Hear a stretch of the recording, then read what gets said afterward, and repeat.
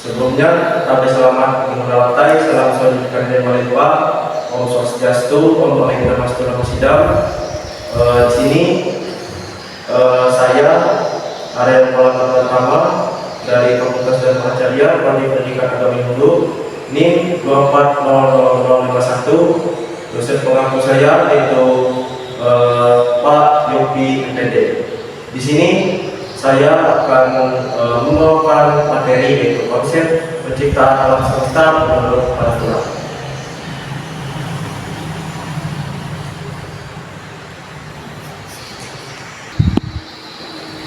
Penciptaan alam semesta menurut peraturan yaitu berawal dari alam semesta yang gelap atau bisa disebut sebagai kabut pijen, yaitu alam semesta yang gelap tanpa penerangan, tanpa sinar matahari. Jadi dunia itu penuh sekali dengan kegelapan tanpa ada satupun pencerahan.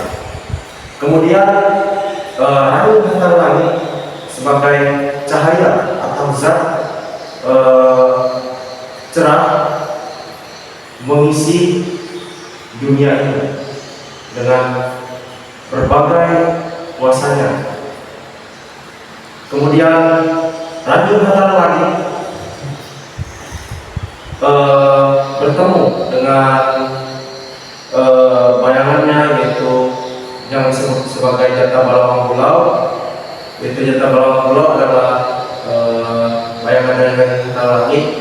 Jadi ranjau hatara langit dan Jata Balawang Pulau merupakan dua zat cahaya atau sebagai dua pencerahan. Kemudian dari situlah terjadilah sebuah penciptaan yang berawal dari penyatuan antara bukit hitam dan bukit pulau yang membuat guntur kilat bergemuruh yang menghuni alam semesta sehingga terjadinya alam semesta ini tercipta. Kemudian di sini juga penciptaan alam semesta tersebut diawali dengan keperatan sampah pulau yang menjadi nagari dalam petak, yaitu sebagai pelindung bumi, sebagai manifestasi alam. Kemudian ada laut singkap atal yang menjadi petak sinter. Kemudian ranjau kepediran gunung yang menjadi kayu janji atau batang hari atau batang kehidupan, kayu kehidupan. Kemudian peteng yang mangkat Kalimantan itu sebagai anggur Hainipe. Kemudian ada keperantau Buku Pinang atau Yasmina itu sebagai tingan Hainipe Ranjau Panama. Kemudian ada ranjau utara itu menciptakan langit, bulan, bintang, dan matahari serta ranjau utara membagi gelap dan terang. Untuk pemaparannya bisa disimak setelah itu.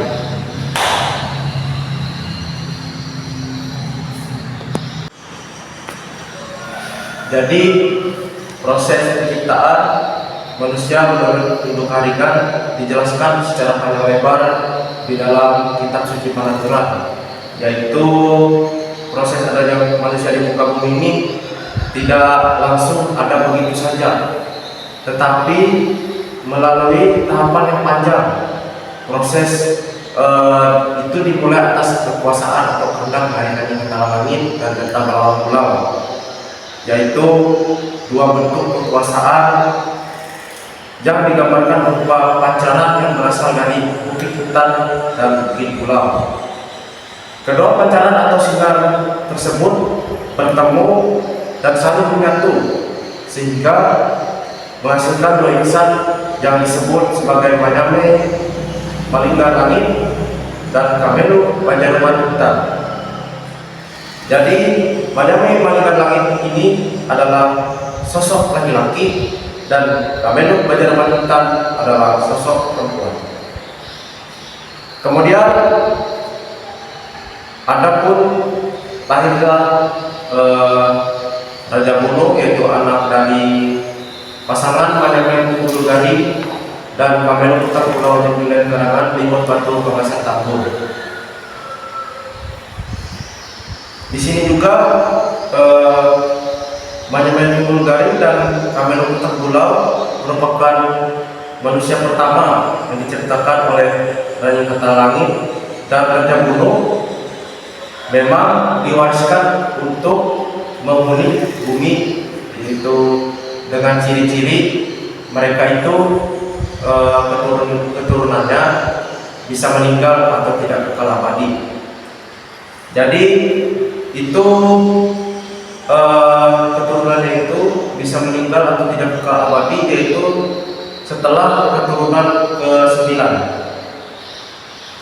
Jadi dalam perjalanan hidupnya di Pantai Danau Sangiang atau Alam Sangiang, ketika saudara kembar Raja Gunung ini mengalami peristiwa-peristiwa yang sangat berbeda dari kedua saudaranya.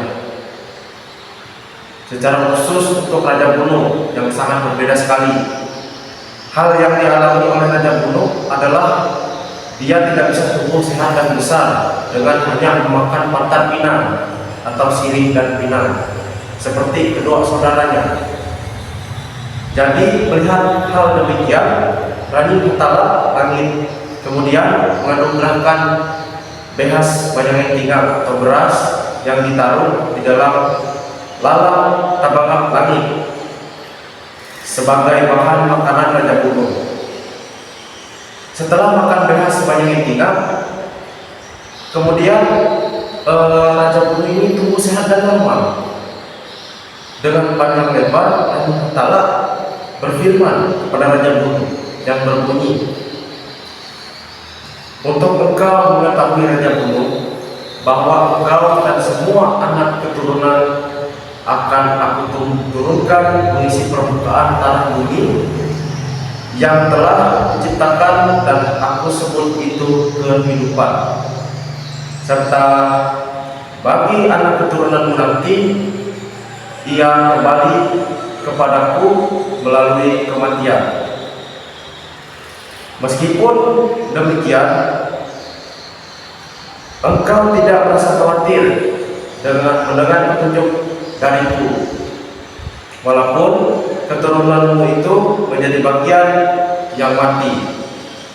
Mereka itu akan dibantu oleh keturunan kedua saudaramu yang siap menyatukannya." Mengapa bisa demikian? Karena aku adalah awal segala kejadian, begitu pula aku yang mengakhirinya. Jadi di dalam cerita tersebut, Raja Kutala mengucapkan atau berfirman kepada Raja Gunung agar Raja Gunung tidak perlu khawatir, karena kedua saudaranya siap untuk membantu keturunan Raja Gunung dari segala mara bahaya, dari segala celaka yang ada di dunia ini. Jadi dari materi tersebut dapat kita ambil, yaitu bagaimana cara penciptaan dari Raja Gunung, ataupun bagaimana penciptaan dari alam semesta ini yang berawal dari penyatuan antara kita dan bukit pulau. Jadi mungkin hanya sekian yang dapat saya sampaikan. Mungkin kurang dan lebihnya saya minta maaf, dan saya pilih dengan para Santi. Om Santi, Santi, Santi, Om Santi.